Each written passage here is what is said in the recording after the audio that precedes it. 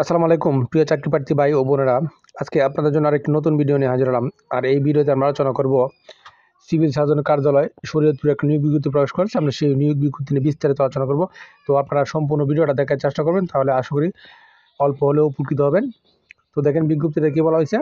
এখানে তারা টোটালি 7টা পদে লোক নিবে সিভিল সার্জন কার্যালয়। প্রথম পদ কি 60 মুদ্রাকরী কাম কম্পিউটার অপারেটর, এখানে একজন লোক নিবে 14তম গেটে। এবং এই পদে যদি আপনি আবেদন করতে চান তাহলে আপনার শিক্ষাগত যোগ্যতার প্রয়োজন হবে। কোনো স্বীকৃত বিশ্ববিদ্যালয় হতে দ্বিতীয় বিভাগে স্নাতক ডিগ্রি পাস হতে হবে এবং কম্পিউটার ব্যবহারে দক্ষ থাকতে হবে এবং কম্পিউটারে মুদ্রা করে ইংরেজিতে সর্বনিম্ন 70 শব্দ এবং বাংলায় 25 শব্দ এবং লিপিতে ইংরেজিতে 70 এবং বাংলা লাগবে 45। এবং 2 নম্বর যে পদ পরিসংখ্যানবিদ, এই পরিসংখ্যানবিদে যদি আপনি আবেদন করতে চান 14তম গেটে 2জন লোক নেবে, তাহলে আপনাকে অবশ্যই কোনো স্বীকৃত বিশ্ববিদ্যালয়তে গণিত অথবা অর্থনীতি অথবা পরিসংখ্যান বিষয়ে আপনাকে স্নাতক ডিগ্রি থাকতে হবে এবং কম্পিউটার ব্যবহারে দক্ষতা এবং অভিজ্ঞতা থাকতে হবে, তাহলে আপনি ওই পদের জন্য আবেদন করতে পারবেন। এবং 3 নম্বর যে পদ কোল্ড চেইন টেকনিশিয়ান, এখানে একজন লোক নেবে 15তম গেটে এবং এই পদে যদি আপনি আবেদন করতে চান তাহলে আপনাকে অবশ্যই উচ্চ মাধ্যমিক কোনো স্বীকৃত বোর্ড হতে রেফ্রিজারেশন বা এয়ার কন্ডিশন ট্রেডে আপনাকে উচ্চ মাধ্যমিক সার্টিফিকেট বা ভোকেশনাল পরীক্ষায় উত্তীর্ণ হতে হবে। 4 নম্বর যে পদ অফিস সহকারী কাম কম্পিউটার মুদ্রাকরী, একজন লোক নেবে 16তম গ্রেডে এবং এই পদে যদি আপনি আবেদন করতে চান তাহলে আপনাকে অবশ্যই কোনো স্বীকৃত বোর্ড হইতে দ্বিতীয় বিভাগে উচ্চ মাধ্যমিক সার্টিফিকেট পরীক্ষা উত্তীর্ণ হতে হবে এবং কম্পিউটার ব্যবহারে অবশ্যই দক্ষ থাকতে হবে এবং টাইপিংয়ের গতি ইংরেজিতে থাকবে 20 এবং বাংলাতে থাকতে হবে 20 শব্দ, তাহলে আপনি এই পদে আবেদন করতে পারবেন। 5 নম্বর যে পদ স্টোর কিপার পদে 3জন লোক নেবে 16তম গ্রেডে এবং এই পদে আবেদন করতে হলে আপনাকে অবশ্যই উচ্চ মাধ্যমিক পরীক্ষা উত্তীর্ণ হতে হবে, তাহলে আপনি এই পদে আবেদন করতে পারবেন। 6 নম্বর যে পদ স্বাস্থ্য সহকারী পদে 38 জন লোক নিবে 16তম গ্রেডে এবং এই পদে আবেদন করতে হলে আপনাকে অবশ্যই কোনো স্বীকৃত শিক্ষা বোর্ড হইতে উচ্চ মাধ্যমিক পরীক্ষা উত্তীর্ণ হতে হবে, তাহলে আপনি এই পদে আবেদন করতে পারবেন।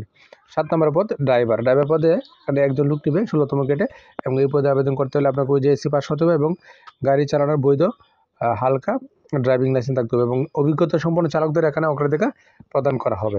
এই 1 থেকে 7 নং পদে আবেদন করতে হলে আপনাকে আরও কতগুলো শর্ত মানতে হবে, বিশেষ নির্দেশনা কি দেওয়া আছে।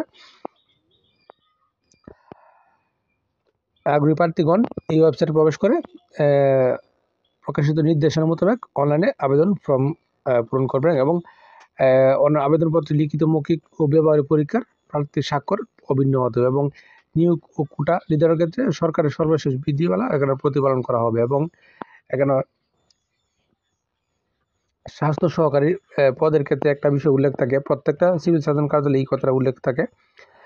এখানে দেখেন কি বলা আছে যে স্বাস্থ্য সহকারী পদের ক্ষেত্রে প্রার্থী যে ওয়ার্ডের জন্য আবেদন করবেন সে ওয়ার্ডের স্থায়ী বাসিন্দা হতে হবে, অর্থাৎ পুরাতন ওয়ার্ডের স্থায়ী বাসিন্দা হতে হবে এবং একই ইউনিয়নের কথাটা একটু খেয়াল করবেন, একই ইউনিয়নের অন্য ওয়ার্ডের স্থায়ী বাসিন্দাগুলো আবেদন করতে পারবেন। সেক্ষেত্রে প্রার্থী যে ওয়ার্ডের বাসিন্দা সে ওয়ার্ডের অবশ্যই আবেদনপত্রে উল্লেখ করতে হবে এবং তবে উল্লেখ্য যে সংশ্লিষ্ট শূন্য ওয়ার্ডের বাসিন্দা হতে যোগ্য প্রার্থী পাওয়া না গেলে তাহলে পার্শ্ববর্তী ওয়ার্ডের প্রার্থীদেরকে নির্বাচন করা হবে। শূন্য ওয়ার্ডের বাসিন্দাকে যোগ্য প্রার্থী পাওয়া গেলে তাহলে অন্য ওয়ার্ডের প্রার্থী বিবেচনা করা হবে না, অর্থাৎ যে ওয়ার্ডের শূন্য পদ আছে সেই ওয়ার্ডে যদি যোগ্য প্রার্থী পাওয়া না যায় তাহলে অন্য ওয়ার্ড থেকে নিবে, আর যদি পাওয়া যায় তাহলে অন্য ওয়ার্ড থেকে তারা নিবে না। এবং স্বাস্থ্য সহকারী শূন্য পদের তালিকা সিভিল সার্জনের ওয়ার্ড ইউনিয়ন ও উপজেলা ভিত্তিক সিভিল সার্জন কার্যালয়, উপজেলা ও স্বাস্থ্য পরিবার পরিকল্পনা কার্যালয়ে আপনারা এই নোটিশ বোর্ডে দেখতে পাবেন। এবং এক ব্যক্তি একাধিক পদে কিন্তু আবেদন করতে পারবে না, একাধিক পদে বিপরীতে আবেদন করলে তার আবেদন বাতিল বলে গণ্য করা হবে।